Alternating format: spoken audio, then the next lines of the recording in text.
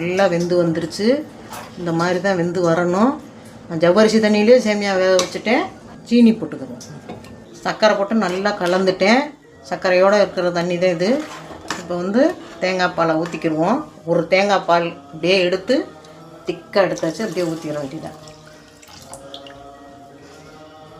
தண்ணி இன்னும் எதுவும் இல்லை, தேங்காய் பாலில் தான் செய்ய போகிறோம். ஃபுல்லாக தேங்காய் பால் தான்.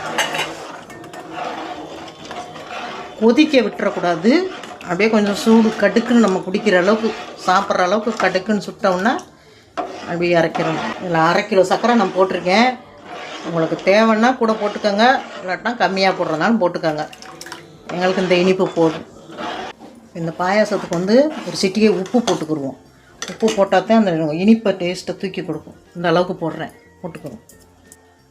திராட்சை முந்திரி எல்லாத்தையும் போடுறேன். நெய்யில் வறுத்து வச்சுருக்கோம், அது புறத்தையும் போட்டுக்கிறணும். பார்க்க தண்ணியாக தான் தெரியும். கொஞ்சம் நேரம் இறக்கி ஆற வச்சிட்டோம்னா திக்காயிரும். இந்த பதத்துக்கு இறக்கிடணும். எல்லாம் நல்லா வெந்துருச்சு. அதனால் தேங்காய் பால் நல்லா சூடாயிருச்சு. இப்போ ஏலக்காய் போட்டுக்கிறோம். தேங்காய் பால் திரையெல்லாம் செய்யாது. ஜவ்வரிசியும் சேமியாவையும் நல்லா வேக வச்சுட்டு ஊற்றுனோம்னா தெரியாது. உப்புலாம் போட்டாலும் தெரியாது. நல்லா தேங்காய் பால் கட்டுக்குன்னு சூடாயிருச்சு.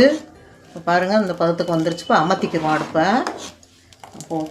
அவ்வளோதாங்க, தேங்காய் பால் ஜவ்வரிசி பாயாசம் ரெடி.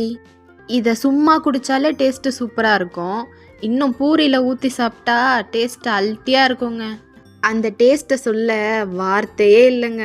இந்த மாதிரி காம்பினேஷனில் எந்த ஊர் சைடில் சாப்பிடுவாங்கன்னு கமெண்ட்ஸில் சொல்லுங்கள்.